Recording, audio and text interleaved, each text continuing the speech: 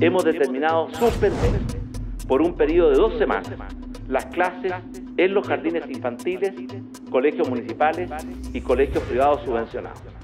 El 15 de marzo del año pasado, luego de que se decretara la fase 3 de contagio del COVID-19 en Chile, fue que el gobierno decidió suspender primero por 2 semanas las clases presenciales en el país. Ese día se contabilizaban 75 casos confirmados a nivel nacional, pero ya no era posible establecer la trazabilidad en todos ellos. Eran los primeros días del coronavirus en el territorio y el temor de muchas y muchos se acrecentaba con las imágenes que desde Europa vaticinaban una escalada dura, dolorosa y agotadora de los casos. Mundialmente se contabilizaban 5.700 muertos y más de 151.000 casos. Hoy la situación es muchísimo más crítica, eso todas y todos lo sabemos, pero a 16 meses de ese momento el agobio también es real. Le pedimos entonces al presidente y a los estudiantes tocar por primera vez la campana en este año escolar 2021. Con un breve intento de regreso presencial en marzo pasado, hoy las clases a distancia han revelado la inequidad de la educación en el país, han obligado a repensar la enseñanza y también han puesto en constante cuestionamiento a las autoridades, quienes en sus manos tienen la responsabilidad de ver cómo avanzar en esto, cómo gestionar la pandemia. Mientras el Colegio de Profesores hace énfasis en el riesgo de contagio que significan las actividades presenciales, la autoridad insiste en la reapertura de los colegios. Que solo en fase 4 nosotros estimamos que se podría comenzar un proceso muy gradual, muy cuidadoso de retorno a clases presenciales solo a partir de la fase 4. ¿Y los estudiantes? ¿Qué pasa con ellos? 39.000 han dejado sus escuelas y cientos, dicen los expertos, simplemente no están aprendiendo. Priorizar este retorno, como plantea ahora el Colegio Médico, junto a varias otras medidas, ¿es la solución? Se lo consultamos en Dime WAP al Colegio de Profesores.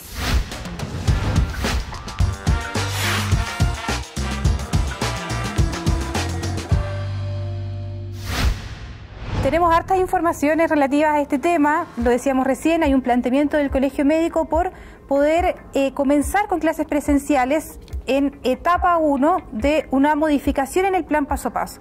Pero también hoy estamos hablando de que el Ministerio de Educación junto con Salud estarían elaborando una propuesta para poder hacer funcionar los establecimientos educacionales en cuarentena. Esa medida, comencemos de lleno, ¿qué le parece a usted? No, a nosotros nos parece que es una medida absolutamente desacertada, incluso hemos dicho como organización que nos parece criminal pretender hoy día que en fase 1 se abran las escuelas, se abran los jardines infantiles, precisamente cuando estamos en cuarentena y cuando la misma autoridad nos ha dicho que es cuando más hay que cuidarse, cuando ha señalado que evitemos el salir de nuestros lugares, de nuestros domicilios, de nuestras casas, porque lo fundamental y lo central es tratar, obviamente, de terminar con la pandemia que hoy día tenemos en Chile.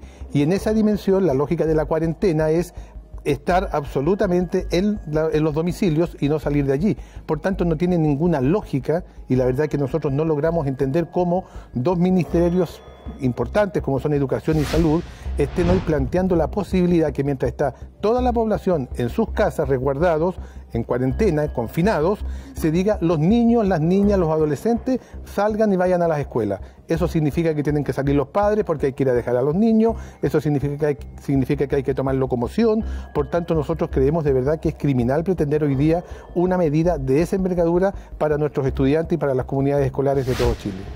De todas formas, Carlos, cuando vemos las consecuencias también, lo planteamos al principio, que deja tener por 2 años ya prácticamente la pandemia con los niños recluidos en sus casas, con una educación que quizás no está siendo la misma calidad que podrían tener de manera presencial.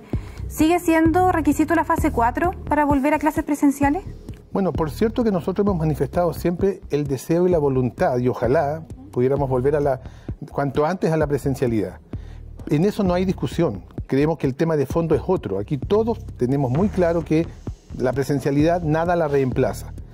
Pero el tema central es que estamos frente a situaciones que hoy día, como es la pandemia, mata a nuestros estudiantes y eso indudablemente que nos parece muy, muy preocupante. Tenemos 81 niños muertos en Chile, 81. cuando el mismo ministro que hoy día tenemos de Educación el año pasado sostenía que en realidad no había que preocuparse porque a los niños no les afectaba el coronavirus. Hay 81 niños muertos. Entonces, indudablemente que cuando uno conoce esa realidad, se da cuenta que aquí estamos frente a dos situaciones delicadas: el derecho a la educación o el derecho a la vida.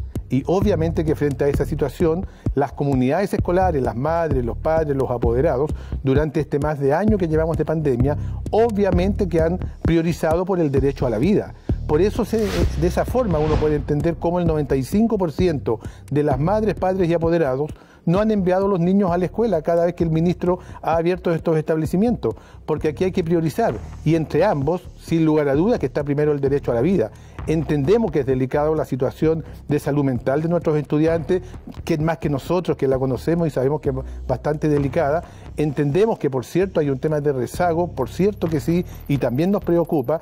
Por eso nos gustaría tener un ministerio que más bien estuviera preocupado de entregar las condiciones para que las clases telemáticas lleguen efectivamente a todos los estudiantes y no lo que hoy día ocurre. Claro, en eso también ellos dicen que hay algunos requisitos para que cumplir si los establecimientos quieren volver a abrir en cuarentena. Pero me gustaría que entráramos ya a poder analizar este planteamiento que hace el Colegio Médico con el cortocircuito.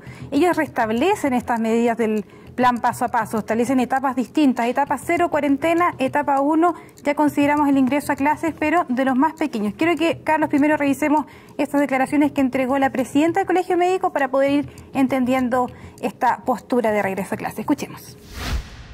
En nuestro juicio debería ser, en primer lugar, permitir e incentivar las actividades de bajo riesgo al aire libre de la población que ha estado confinada tanto tiempo. En segundo, retornar presencialmente a clases de los niños, niñas y adolescentes de forma segura, en concomitancia y trabajo con las comunidades educativas. Carlos, la pregunta ahí de lleno es entonces, ¿es practicable comenzar en esta etapa 1, en un plan distinto, una reformulación, como lo decían del plan paso a paso, comenzar con clases de los jardines y la educación básica? Bueno, el día de ayer sostuvimos una reunión con la precisamente presidenta del Colegio Médico y con toda la directiva, en donde se nos presentó todo este plan en detalle, pudimos hacer todas las consultas. Fue una reunión muy franca, muy sincera, donde también nosotros, por supuesto, que expusimos nuestros puntos de vista y nuestros reparos respecto de esta propuesta. Y básicamente el reparo nuestro tiene que ver como colegio de profesoras y profesores, primero con lo que nosotros conocemos y sabemos, que es lo que ocurre y lo que piensan las comunidades educativas, las madres, padres, los apoderados, respecto de lo que significa el retorno a la presencialidad. Y en ese sentido nos parece absolutamente inadecuado, nos parece que no corresponde el que se comience para el retorno a la presencialidad primero con los estudiantes más pequeños, kinder, prekinder, salas cunas. ¿Quiénes deberían empezar primero? Nosotros creemos que deberían de partir, indudablemente, que estando las condiciones, teniendo una pandemia controlada, los estudiantes de enseñanza media, terceros, cuartos medios, por ejemplo, que siempre nos preocupan fundamentalmente porque hay un término de proceso escolar que se genera con la PTU, etcétera. Por tanto, de partida, iniciar con que salgan en primer término los más pequeñitos, nos parece en realidad que no es conocer la realidad de lo que ocurre en nuestros establecimientos escolares. Pero si vemos lo que pasa con, no estoy diciendo que necesariamente sean los niños de tercero o cuarto medio, pero nosotros sabemos que los jóvenes también han tenido un incumplimiento alto dentro de las medidas sanitarias. ¿Se puede confiar en que los contagios no van a avanzar en colegios que estén abiertos con niños de tercero y cuarto medio? Cuando son adolescentes, son mucho más rebeldes. Es que por eso señalamos, nosotros el reparo que planteamos en primer término es que creemos que mientras no estén las condiciones no se puede partir y menos iniciar, que los primeros que partan, digamos, los primeros que salgan después de estos cortocircuitos que plantea el Colegio Médico, sea abrir escuelas, jardines infantiles y liceos. De eso nosotros no estamos de acuerdo, nos parece que no es la mejor medida y además se agrega a ello, teniendo presente que no es la mejor medida, que se pretende partir incluso con los más pequeños, lo cual es aún peor. Ahora, dentro de este planteamiento que hace el Colegio Médico, ya tenemos claro que en el plan paso a paso ustedes dicen fase 4, reapertura de establecimientos educacionales. En el planteamiento que hace el Colmed, ¿en cuál etapa cree usted Nosotros creemos que la etapa 3, se lo dijimos ayer al que es un equivalente médico, a fase 4. Que es el equivalente a fase 4, pero ojo, una cosa importante, Carolina, yo quiero recordar que el Consejo Asesor y el Gobierno de Chile el año pasado, cuando teníamos niveles de contagios menores incluso que lo que hemos tenido este año, la propuesta que planteaba era fase 4. De allí que también nosotros tomamos el tema fase 4 del año pasado. Fueron ellos los que han ido cambiando en el tiempo la situación, pero la pandemia no solo no ha cambiado, sino que ha empeorado. Y hoy día tenemos una situación hospitalaria con un colapso que todos conocemos, pero además tenemos niveles de contagio superiores a los que teníamos el año pasado. Bajo esa lógica, nosotros continuamos con lo que dijimos siempre: el que ha cambiado las reglas del juego ha sido el gobierno, pero repito, con una situación de pandemia peor que la que teníamos hasta el año pasado. ¿Qué pasó en marzo pasado? ¿Hubo brotes? El Ministerio de Educación dice que eso prácticamente no ocurrió. Lo que ustedes han podido recabar de los docentes, de los apoderados. Primero señalar que en realidad a este llamado y a esta presión que ha hecho el Ministerio, muy preocupado de abrir las escuelas, no asistieron los estudiantes, básicamente. No fue más de un 5% del total de estudiantes que debió haber ido. Eso creo que es importante tenerlo presente. Y aún así, no obstante la poca cantidad de estudiantes, hubo más de 100 colegios que tuvieron que cerrar. Y ojo, que estamos hablando de colegios como, por ejemplo, el colegio donde el ministro tiene a sus hijas. Si en ese colegio donde el ministro tiene a sus hijas, que es un colegio pagado, que tiene todos los recursos y todas las condiciones, no fue posible controlar la situación de la pandemia, ¿qué puede ocurrir en colegios que están bastante más alejados que donde tiene el colegio el ministro, en donde además los protocolos están solo en el papel, que ha sido la denuncia que nosotros hemos hecho? Es decir, que aquí no hay cumplimiento respecto de las condiciones que se pide, porque los establecimientos educacionales en muchos lugares ni siquiera tienen recursos para poder comprar cloro para los baños. Entonces, hubo reclamos, hubo denuncias, las hicimos ver en su momento, respecto de colegios que pedían a los padres que llevaran las mascarillas, que no había alcohol gel, que no había nada, porque una cosa es lo que pasa en algunos colegios, que son los que aparece el ministro en televisión, y otra muy distinta es el Chile real. ¿Y usted me podría dar algún ejemplo de colegio que esté bajo esas condiciones? Porque finalmente nosotros sabemos que hay una realidad, sabemos que la pandemia no está siendo muy amable con todos nosotros, pero hay otras condiciones que también que valorar, hay una cara detrás de esto. ¿En qué colegios, en qué realidades, en qué comunas estamos viendo esas condiciones que no se están cumpliendo sanitariamente para poder permitir un regreso presencial? Es decir, en todas las comunas populares hay una problemática muy grave respecto de las condiciones y particularmente de los medios que tengan, ¿cierto?, los recursos que tengan los sostenedores. También aquí hay, recordemos, una cantidad importante de sostenedores municipales que han señalado y que no han abierto las puertas de sus colegios ya desde el año pasado, entre otra cosa porque no están las condiciones. Hay informes de Contraloría que daban cuenta de la situación de infraestructura de los colegios de la comuna del Bosque, Contraloría lo señala, respecto de las condiciones que tienen, que por supuesto no están las condiciones para ello. Y a nivel de regiones ocurre exactamente lo mismo. O sea, aquí hay una gran cantidad de, repito, colegios que son fundamentalmente los sectores populares, los sectores, digamos, más privados de condiciones y de elementos que hoy día lamentablemente no tienen esos recursos. Bueno, de hecho se presentó en el Congreso una iniciativa que busca mejorar las condiciones bajo las que se están ejerciendo estas clases a distancia, no solamente los establecimientos educacionales de manera física, sino que también de cómo se están ejerciendo estas clases. Porque también sabemos que hay agobio de parte de los docentes, pero también hay problemas de salud mental en varios estudiantes. Pasemos a revisar las declaraciones acerca de quienes presentaron este proyecto de ley. Queremos presentar una nueva iniciativa, un proyecto de ley que tiene que ver con las condiciones laborales de docentes y asistentes de la educación a raíz de la pandemia y con todas las adaptaciones que ha tenido que tener el sistema educativo. Y este proyecto asume las condiciones más graves aún en condición de pandemia y es lo que queremos modificar. Yo espero que el gobierno se allane a que efectivamente estas medidas se aprueben, ojalá que se comprometan también a patrocinar el proyecto. Bueno, lo que veíamos ahí eran estas posturas. Básicamente poder mejorar las condiciones en que los profesores están realizando sus clases a distancia. Estamos en la pandemia, probablemente esto va a seguir el resto del año. Pero también hay quienes cuestionan la posición que ha tenido el colegio de profesores, los mismos profesores, acerca de estar dispuestos también a ceder de su tiempo y a poder ayudar a los estudiantes mientras están en sus casas. ¿Cómo usted responde a esas críticas? O sea, si podríamos también ejemplificar algunas declaraciones que el mismo gobierno ha hecho en función de que los profesores no quieren hacer clase. ¿Qué responde usted a eso? Bueno, han sido declaraciones, primero que nada, absolutamente repudiadas por toda la comunidad. Si hay un sector a nivel del país que ha tenido un reconocimiento respecto de la labor que ha desarrollado desde el inicio de la pandemia hasta el día de hoy, ha sido precisamente el profesorado, porque ello da cuenta de lo que ha sido efectivamente el compromiso y la vocación del docente. En realidad los niveles de agobio en los cuales hoy día se están llevando a cabo las labores docentes en Chile, el ejercicio de la profesión docente, son terribles, son enormes. Yo quiero recordar que el tema del agobio ya venía siendo tema para el profesorado nacional antes incluso de la pandemia. Nosotros tuvimos el año 2019 una paralización de actividades de 52 días, que no era por aumento de sueldo, ni era por mejorar nuestras condiciones remuneracionales, sino que fundamentalmente era por el tema de agobio, el trabajo inútil que se le obliga al profesor a hacer y que pierde horas y horas y horas y que no guarda ninguna relación con el proceso de enseñanza-aprendizaje. Ese tema lo hemos venido manifestando ya desde el año 2019 con una paralización de 52 días, pero que en tiempos de pandemia ha recrudecido. Porque aquí, en función de la pandemia, primero no hay ninguna regulación para el profesorado.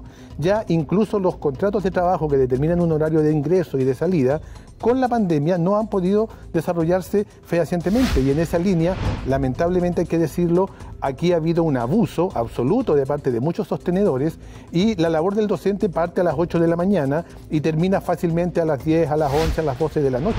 Y eso ocurre de lunes a domingo. Por tanto, este proyecto de ley del cual estamos en conocimiento, hemos estado en directa relación con la Comisión de Educación de la Cámara de Diputados, viene un poco a resolver esa situación, a decir no es posible continuar en esta lógica de agobio absoluto en el cual hoy día se ejerce la profesión docente en nuestro país. Pero claro, de todas formas, igual hay sectores que acusan a los profesores de ser intransigentes, de que no están colaborando en mayor medida en poder, no digo de las clases a distancia, sino que en poder buscar una solución de cómo mejoramos la educación a distancia. ¿Hay alguna propuesta que se pueda hacer también de parte del colegio acerca de cómo ir mejorando este sistema y no solo hablar de las condiciones en las que se está ejerciendo, porque todos sabemos que estamos todos los sectores afectados, estamos todos presencialmente o desde la casa? O sea, la salud mental en Chile ya es un problema y lo va a seguir siendo por mucho tiempo más a raíz de la pandemia. Entonces, ¿cómo podemos también mejorar, buscar alguna solución para al menos también poder evitar este daño que se ha pensado que puede existir en los estudiantes?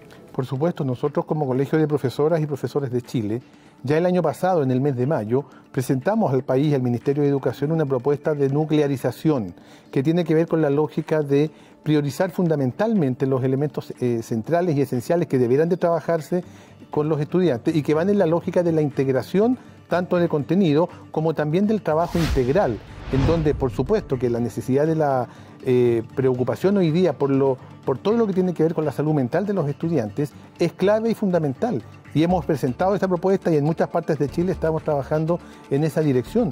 Porque si hay un sector que se ha preocupado de la contención emocional respecto de los estudiantes, hemos sido los docentes. Porque a diario compartimos, conversamos, estamos con nuestros estudiantes, con nuestros padres y apoderados, sabemos las problemáticas que tienen y allí el papel del profesor, que va más allá de solamente entregar clases en tal o en cual materia, ha sido central y fundamental. Por ello la alta valoración, nosotros estamos en esa dirección y lo hemos señalado, pero por lo mismo, porque conocemos la realidad, sabemos qué es lo que está pensando, qué es lo que está viviendo, qué es lo que está sufriendo hoy día la madre, el padre, el apoderado, su hijo, su familia, es que decimos no podemos llevar a estos niños y a estas familias y a estas comunidades escolares a una situación que el día de mañana podamos incrementar ese número de 81 niños muertos que tenemos hoy día. Ahora, el ausentismo, lo que tiene que ver también con la deserción escolar, hablábamos de que casi 40.000 niños también, no es una cifra muy alejada de lo que pasa el resto de los años, hay que decirlo también, pero casi 40.000 niños que están dejando la educación.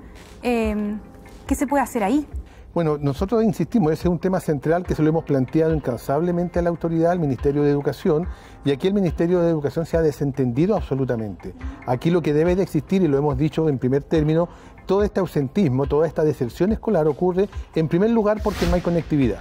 Si algo ha traído la pandemia es demostrar la tremenda desigualdad que existe hoy día en Chile. ¿Y cómo se refleja esa desigualdad que hoy día tenemos en Chile? En que tenemos una cantidad enorme, miles de hogares, que los padres no tienen conectividad, que el tema del Wi-Fi, el tema del aparato, del computador, del celular, no está en posibilidades de tenerlo esa familia. Por tanto, si tenemos hoy día clases telemáticas y el niño no tiene conectividad, ya no hay ninguna posibilidad. ¿Quién es responsable de ello? El Estado.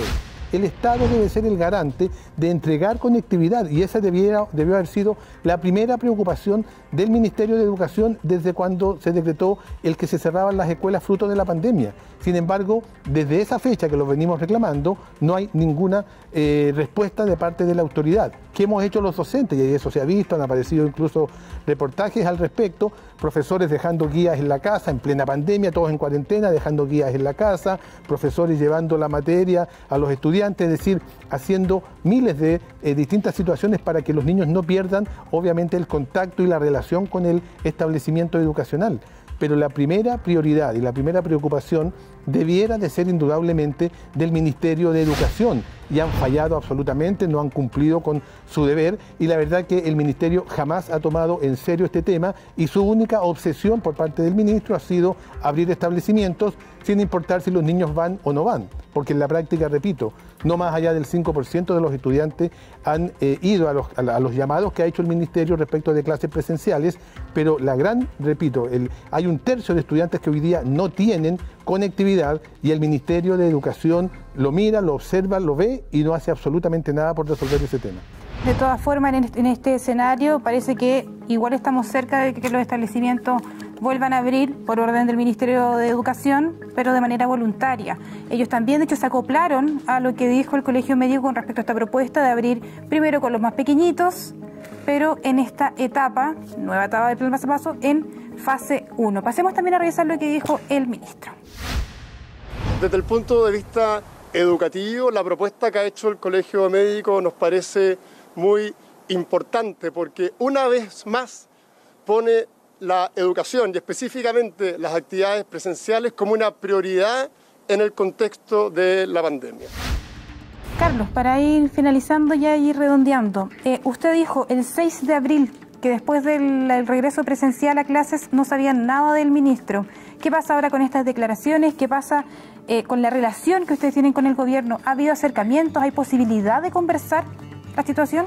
Bueno, la verdad que sobre el tema pandemia y todo lo que tiene que ver con lo que estamos viviendo, no ha habido conversaciones con el ministro hace mucho tiempo, con las autoridades del ministerio respecto a este tema. La verdad es que desde febrero, marzo, que fue la última vez que nos encontramos, no ha habido nuevos puntos de encuentro, ¿ya? ¿Pero podría haber ahora? O sea, nosotros estamos plenamente disponibles y siempre lo hemos estado. Lo que queremos sí es que exista un diálogo verdadero, no un monólogo.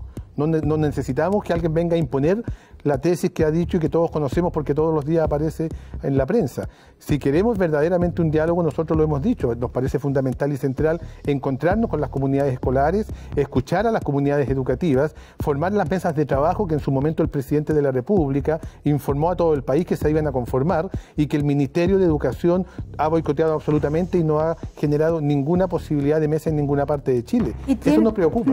¿Y tienen espacio ahí, por ejemplo, las voces de los expertos que también están pidiendo pensar en la educación y regresar a clases? ¿Tienen ellos cabida para aportar en este debate? Por cierto, a nosotros nos parece que aquí debemos generar un debate en donde todos seamos escuchados, todos. Y los expertos que efectivamente sean independientes del gobierno, porque también hemos sabido con el Consejo Asesor todo lo que ha ocurrido, por algo el Colegio Médico se retira en su momento. Indudablemente que necesitamos un grupo, un consejo de expertos que sea absolutamente independiente del gobierno y que podamos dialogar y conversar. Nosotros estamos abiertos a discutir, a analizar, pero también a que se escuchen las comunidades escolares. Nosotros lo que representamos en definitiva es la voz de estas comunidades escolares que efectivamente hoy día tienen muchas discrepancias respecto de lo que ha sido el actuar del gobierno respecto de este tema durante ya más de un año, y por supuesto que hay muy poca credibilidad en las autoridades cuando nos invitan y nos llaman que está todo ok, que no hay ningún problema para volver, pero en la práctica eso no ocurre. De hecho, acerca de eso, la credibilidad que tiene el Ministerio de Educación para poder implementar el regreso presencial de clases, estuvimos conversando hace una semana atrás con la exministra de Educación, Adriana del Piano. Queremos también invitarlo a revisar esta declaración porque, como lo decía, ella también está en la posición de que volvamos pensando en la educación de los niños. Escuchemos también. Y yo creo que dadas las condiciones, yo juntaría esos dos elementos y que claramente salgan a la luz pública y hablen, y que el ministro de Educación diga, esta semana se han incorporado 24 nuevos colegios que están funcionando, esta semana no hemos tenido ningún contagiado al interior de los colegios, o hubo un caso en tal lugar que está, en fin, que sea parte del reporte porque creo que de esa manera la gente sentiría el respaldo del Ministerio de Salud frente a las acciones que tome con sus niños. Y es parte también de los planteamientos que surgen dentro de esta discusión. Si quieren también revisar la entrevista completa, Carlos, usted, la gente que nos está viendo, también la pueden revisar en nuestro sitio web www.waptv.cl. Y con estas declaraciones también, Carlos, queremos irnos despidiendo. Gracias por acompañarnos y también que esté súper bien. Ojalá que esto tenga algún buen término, porque lo sabemos, la pandemia al menos va a seguir y es probable que sigamos hablando acerca de la educación a distancia. Por supuesto, gracias Carolina, y reiterar, nosotros somos los más interesados, y lo hemos dicho siempre, en volver a la presencialidad, ojalá sea cuanto antes, pero creemos sí que corresponde que sea en condiciones seguras, y allí es donde está el tema de discusión, pero siempre estamos abiertos, pero por sobre todo defendiendo la vida y la salud de nuestros niños, niñas y adolescentes, que creemos que es lo fundamental. Muchísimas gracias, Carlos. Un gusto. Y nosotros no nos despedimos, vamos a seguir conversando acá en Dime WAP. Luego tenemos una interesante conversación también con una psicóloga. Joana Nahar nos va a estar hablando acerca de todo lo que tiene que ver con los peligros en Internet, también acerca de los niños, así que no se vayan.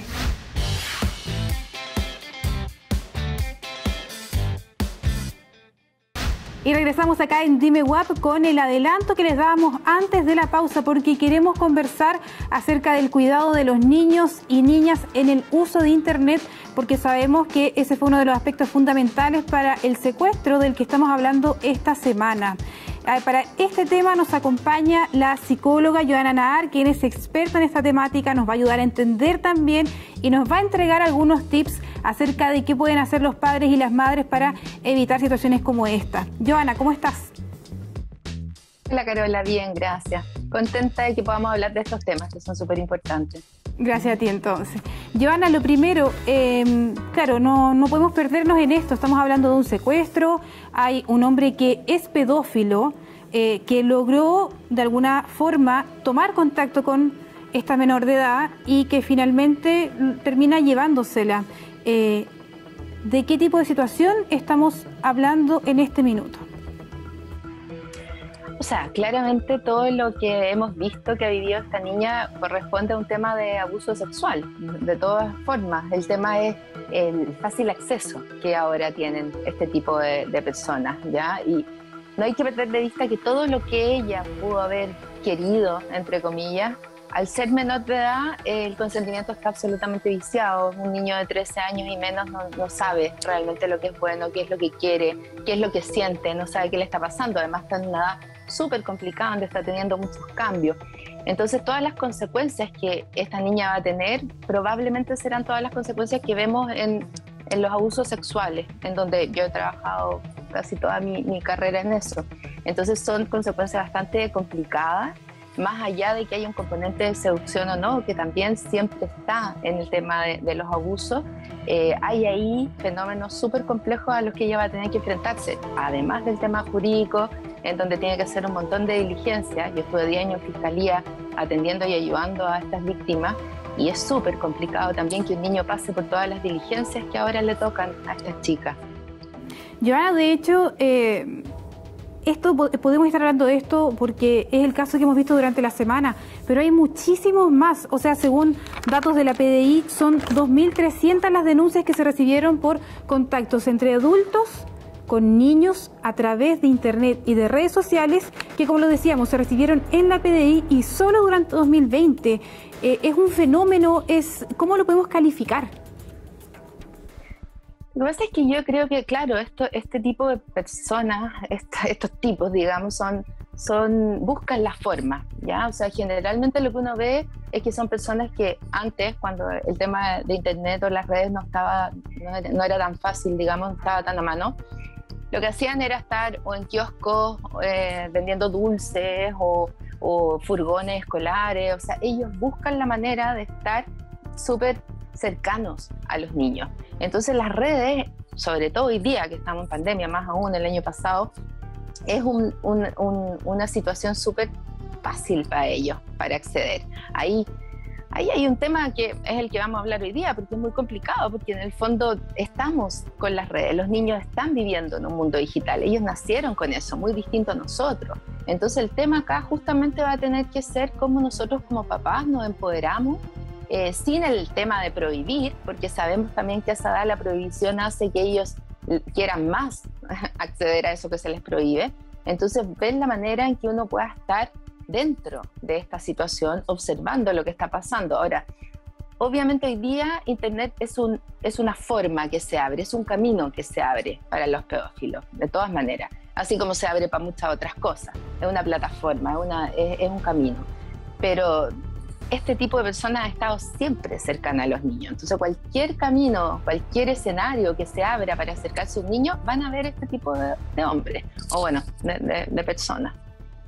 Joana, y en ese sentido, a raíz de lo que hemos estado hablando con la búsqueda, pero también considerando lo que decíamos, que no es el único caso, de manera lamentable, parlamentarios estarían buscando la manera de presentar un proyecto de ley que busque finalmente hacer un mayor control de los padres, de las madres, por sobre el uso de Internet que hacen sus hijos. Quiero invitarte primero a revisar unas declaraciones en ese sentido y luego volvemos con la conversación. Por lo mismo, los controles que uno puede hacer al acceso que tienen niños en distintas etapas a contenidos que no son propios de su edad, por ejemplo, contenidos sexuales, o estar expuesto muchas veces al acoso sexual digital o el ciberacoso, son cosas que claramente hay que prevenir. Ahora, ¿cómo prevenirlas? Donde evidentemente un adulto cuenta con muchas más ventajas respecto a un menor y puede tener todas las atribuciones respecto a esta menor. Y en ese sentido, cualquier iniciativa que vaya en dirección a normar o aumentar penas respecto al uso de redes sociales por parte de los jóvenes. Bueno, es parte de lo que se ha dado durante estos días, esta conversación, y por lo mismo, Joana, me gustaría quedarme con la última inquietud de las que se presenta acá, con respecto a si es la vía legal la manera de poder establecer un mayor control o proteger a los niños frente a posibles abusadores. Lo que pasa es que yo creo que siempre la vía legal es un apoyo, ¿ya? Siempre está bien que se rijan por leyes estas situaciones nuevas que han llegado, pero yo creo que no es suficiente. O sea, hay aquí un tema que está sobre la mesa y que tiene que ver con cómo los padres, los supervisores, desarrollamos herramientas para conversar con los niños y para desarrollar una comunicación efectiva, pero una comunicación real, que haya un vínculo de confianza en donde uno pueda sentarse a conversar de verdad con los niños. Yo creo que, a ver, sí, yo siempre doy este ejemplo que en alguna parte lo escuché y me pareció súper bueno.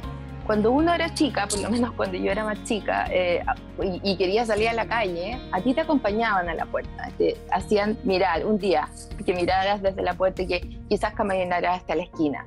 Después te acompañaban a cruzar la calle, después te miraban para que tú cruzaras solita. O sea, en el fondo había un acompañamiento paso a paso en lo que era para nosotros salir al mundo. Hoy día yo siento que eso no está. O sea, hoy día, como nosotros los adultos no tenemos tanta facilidad y no nacimos en una era digital, como que claro, de alguna manera no entendemos, entonces difícilmente podemos acompañar a nuestros niños. Ellos entienden mucho más.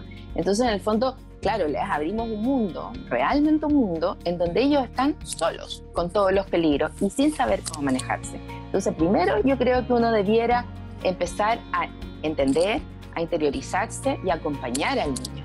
Después, uno debiera empezar a hablar de los problemas que están surgiendo concretamente y desde ahí empezar a desarrollar un vínculo donde el niño pueda ser capaz, el niño o la niña puedan ser capaces de pedir ayuda si es que hay algo que les parece raro o si algo se parece a lo que el papá o la mamá le contó. Entonces, desde ahí hay un trabajo mucho más potente dentro de la familia. Para mí, ese es el trabajo importante, más que el tema de las leyes. Y ese podría ser un tip también para quienes están hoy día ejerciendo crianza.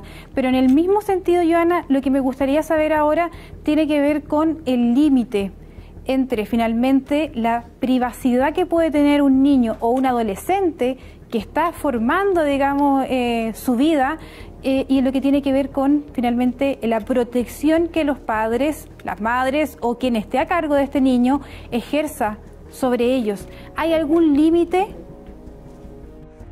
Claro, o sea, eso es lo difícil. Siempre lo difícil es encontrar el equilibrio.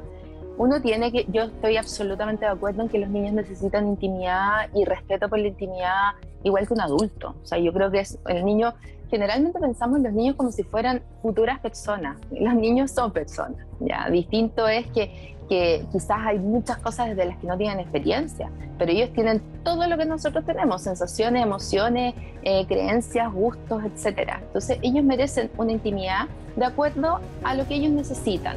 Si nos vamos viendo por los estadios del desarrollo, claramente cuando los chicos empiezan a estar más en la pubertad, que puede ser desde los 9 en las mujeres, 11, 12 en los hombres, hay componentes emocionales y componentes físicos, componentes mentales, en donde los chicos necesitan una mayor privacidad y un mayor respeto por esa privacidad.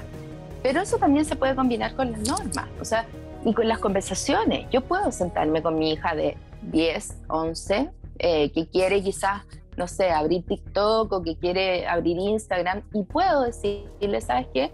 En este periodo, primero entremos juntas, segundo, quizás yo te dejo de aquí a los 11 hasta que yo vea, o hasta los 12, pero voy a tener tu clave y conversar con ella, si es que ella quiere o no, explicarle el porqué. O sea, ahí es súper difícil como normar, porque tiene que ver con cómo uno conoce a su hijo, cómo uno confía también, cómo uno desarrolla esa confianza y cómo el hijo y la hija a su vez tienen la capacidad de saber que pueden hablar de un problema y lo primero que el adulto va a hacer es contenerlo, escucharlo y después se va a abrir. Entonces, muchas veces me preguntan como tips, reglas, normas, etcétera, pero uno no puede dársela. Esas personas o esos psicólogos que dan como normas para todo el mundo no es real, porque al final pasa lo que tú me estás preguntando, que es que los niños no se sienten como respetados en su individualidad. ¿Y qué van a hacer frente a eso? Van a empezar a esconder más cosas y van a empezar a buscar información en otros medios que no son las padres.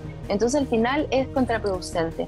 Uno tiene que sentarse con los hijos y empezar a ver cuáles son los problemas, cuáles son los riesgos, cómo cree él incluso que pudiéramos manejar los riesgos, cómo creo yo, y quizás llegar a una negociación de ambos. Esta idea de que el niño no puede pensar o de que la niña no tiene criterio, es una idea que yo creo que hay que sacarla de la cabeza, ¿ya? Y hay que tomar las riendas a poder tener una relación profunda, un vínculo profundo, donde de verdad se conversen las cosas. Y eso requiere tiempo y eso requiere mucha dedicación. Entonces es difícil, pero ¿se puede hacer? Claro que se puede hacer. Si yo conozco a mi hija o mi hijo, voy a ver qué necesidades tiene. Voy a plantearle quizás un montón de posibilidades, situaciones que pueden pasar, y le voy a plantear también cosas que yo he vivido, y también le puedo plantear las posibles consecuencias de esas situaciones. O sea, de alguna manera, si uno le va dando un abanico de posibilidades de lo que puede pasar, de cómo puede reaccionar, de cómo yo voy a reaccionar, el niño va a saber, el niño o la niña va a saber en ese minuto cuáles son las alternativas que tiene para responder, para buscar ayuda. Y lo otro, que es súper importante, que los niños y niñas puedan reconocer sus emociones. Y ahí está como el filtro más importante, que ellos puedan decir desde muy niños qué es lo que les molesta, si hay alguien que no les gusta que los abrace mucho, o si hay algo que les molesta de cualquier situación, que ellos validen eso, lo puedan reconocer y lo puedan verbalizar. Entonces es un trabajo que no es, mi hijo llegó a los 9, 10 y empiezo ahora a tener confianza. Es un trabajo que viene desde muy chiquitito, donde uno tiene que hablarles de reconocer sus propios sentimientos y poder buscar ayuda a los papás. Claro, y parece que tampoco hay una receta única, como dices tú, para poder solucionar esto. La comunicación sigue siendo clave e independiente de si es un niño o una niña, porque nosotros sabemos también que en esta sociedad somos nosotras las que hemos crecido con más restricciones que los hombres, y eso también es una diferencia que lamentablemente se marca todavía en la crianza. Te agradecemos, Joana, por acompañarnos acá en WAP TV. Fue una interesante conversación en Dime WAP. Muchas gracias a ustedes, que estén bien.